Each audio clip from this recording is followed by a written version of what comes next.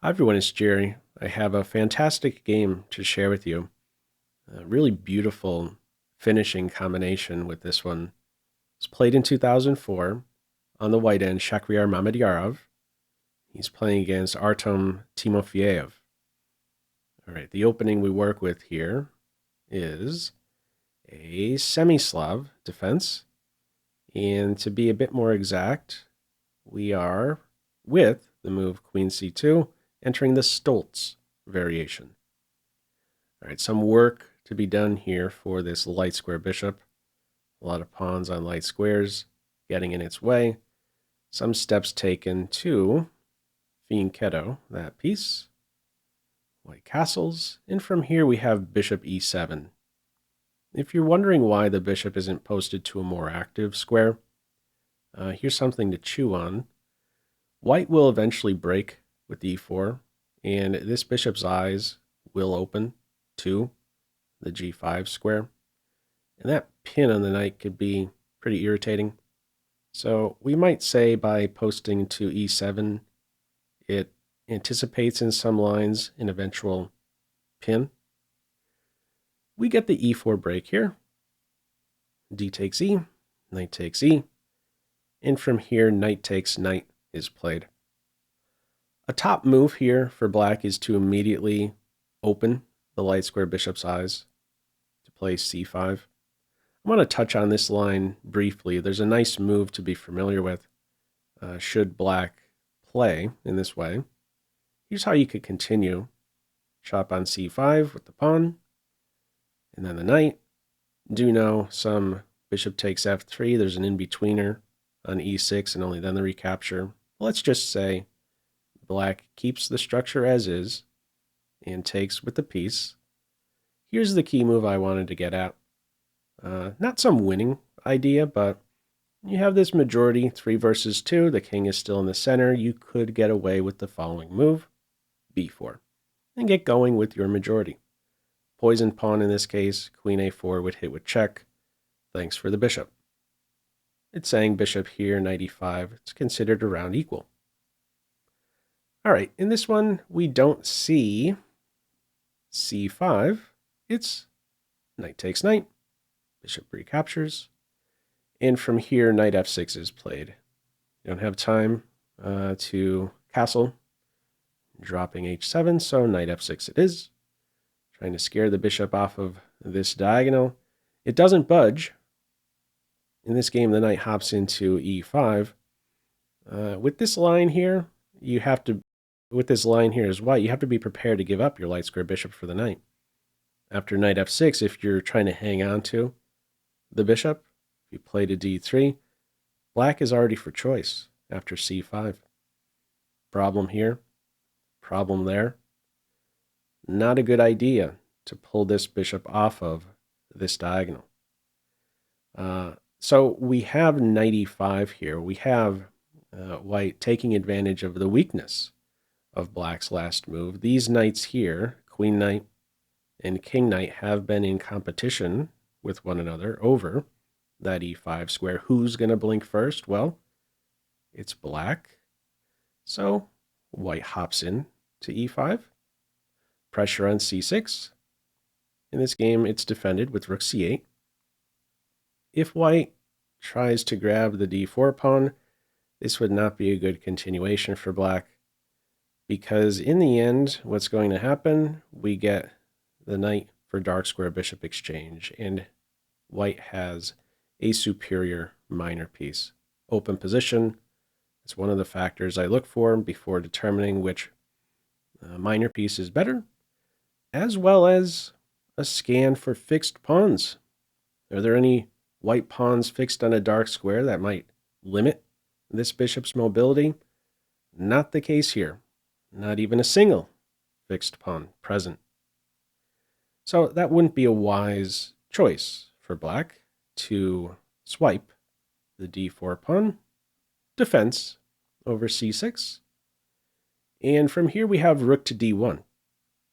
If white tries to preserve the bishop here, bishop f3, black could then take the d4 pawn. So it's first some defense over d4. Now is the time to take the bishop. If you castle, the bishop is preserved. Things are looking very good for white. So, knight takes bishop at this moment, just before it was ready to run away. Queen, of course, recaptures. Black castles here. Follow-up moves for black. Bishop a8. Bishop on a defended square. So then next up, c5 is there, opening up the bishop's eyes. Here's something I wondered. Could black do without castles? Can black try to speed up this c5 break? So in other words, what's happening after bishop a8? Next up, c5. What could white do? I want to point out that currently there's a disconnect between the rooks. So there's a tactical liability here. There is a pinned d-pawn. Now, if black is trying to get in the c5 advance, this is a common idea by white within this structure, and that is to play c5, playing c5 before black opens up the bishop's eyes. Can you play c5 here with the rook unprotected? You could.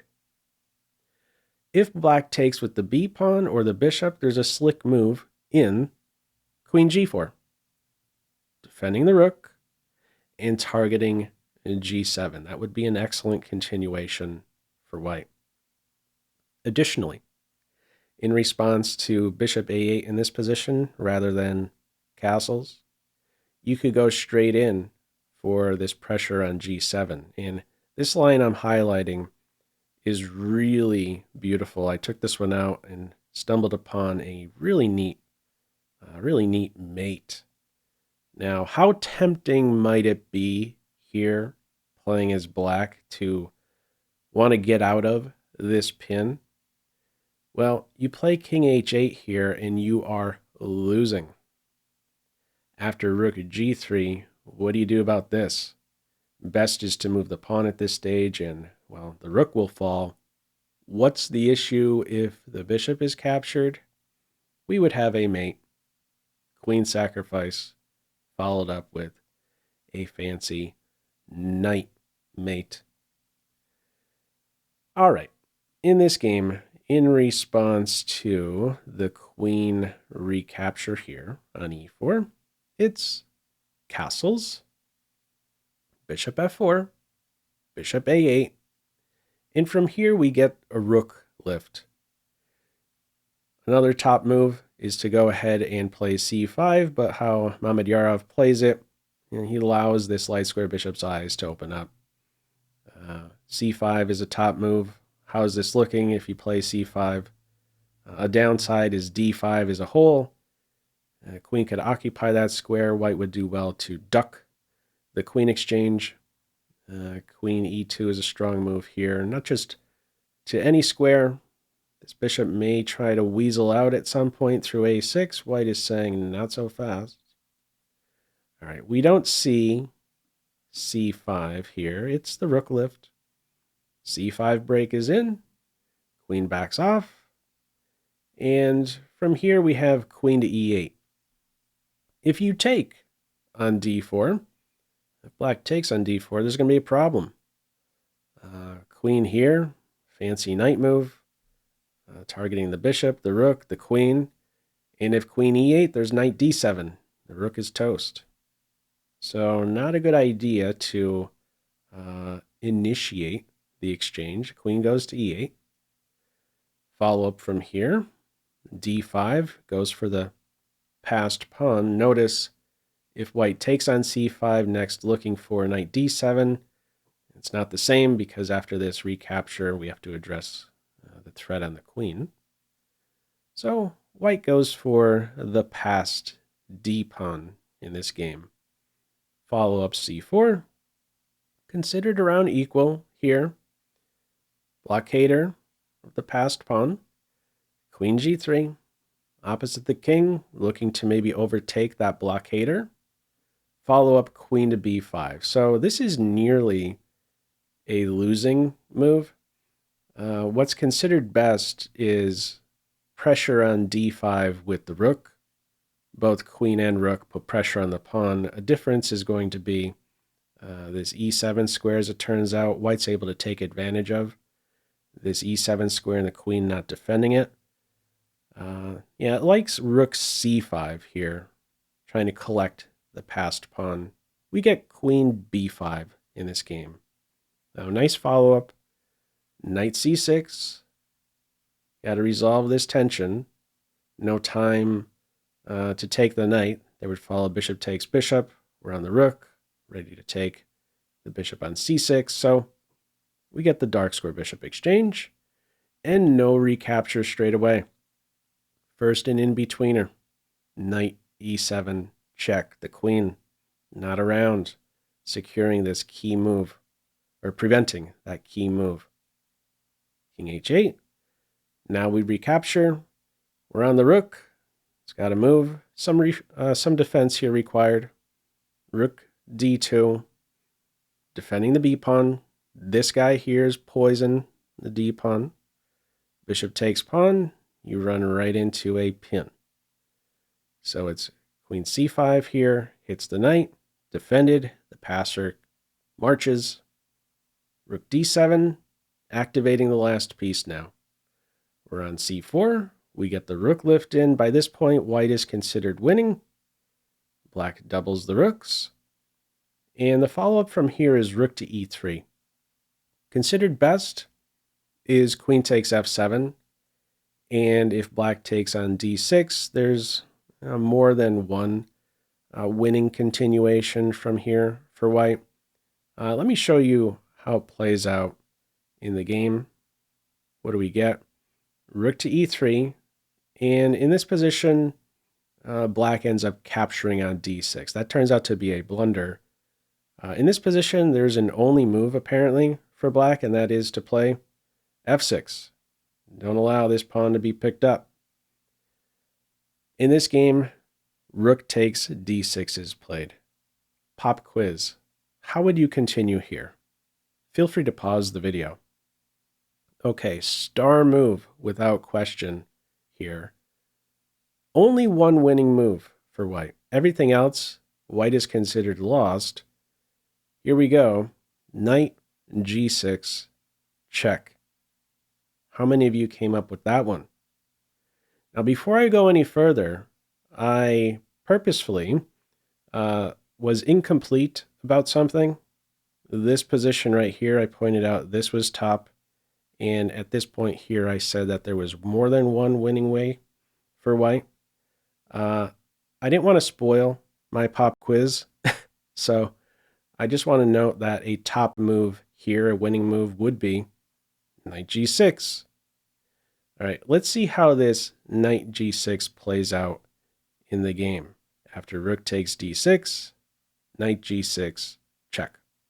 What are black's options now in this game? 4 options. In the game, it's h takes knight.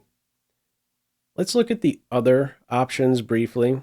They have something in common, and it's not good news for black. If you take with the pawn, the rook, or move the king, there's back rank problems.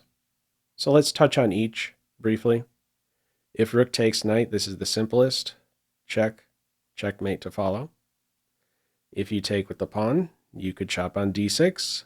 This rook can never leave the back rank. So boom, boom, boom, you're going to get mated. And similarly, if you take, or if you move the king, we would still be able to take here on d6. Chop, chop, chop, and a mate. So in this game, we have h takes knight. A difference here, black at least says, I have a flight square. Follow up now, only one winning way forward for white. Following through with this combination, it is queen h4 check. 2 options now for black. King g8 or queen h5. Queen h5 is the move in the game. In response to these 2 moves, white's follow-up will be the same. So if the king goes to g8, this is that follow-up move to go ahead and swipe both rooks. And next, follow up with rook h3 check. The queen has to block here. We take the queen and then the bishop, and we're up the full piece. How does it play out in this game? Well, after the check here on h4, the queen blocks. Yet again, you go in for the two rooks. And as I was skimming through this game, I was thinking, oh, the follow-up here will be rook h3. That is still winning. But there is even better here for white. So if you go in for rook h3, this is still winning pawn and bishop versus the rook. But what's much clearer in this position here, final move of the game, rook e to e8. Black resigns. No problems with the back rank, but there's a big problem here for black, this back rank. We have a mate and one threat. And how do you parry that? You have to make some room for the king. g5, so that you have g6, or king h6, so you have g5. In both cases, the follow-up will be a check, thanks for the queen, and thanks for the bishop. Clearly winning. So what a combination there. Kicking off with that star move, knight g6. Did you spot that one? In a very picturesque finish here. White's majors taking over black's back rank here, positioned on those center files. Anyhow, what are your thoughts on this one? Feel free, as usual, to leave any feedback to this video in the comment section below. I hope you enjoyed it and maybe took a thing or two away. That's all for now. Take care.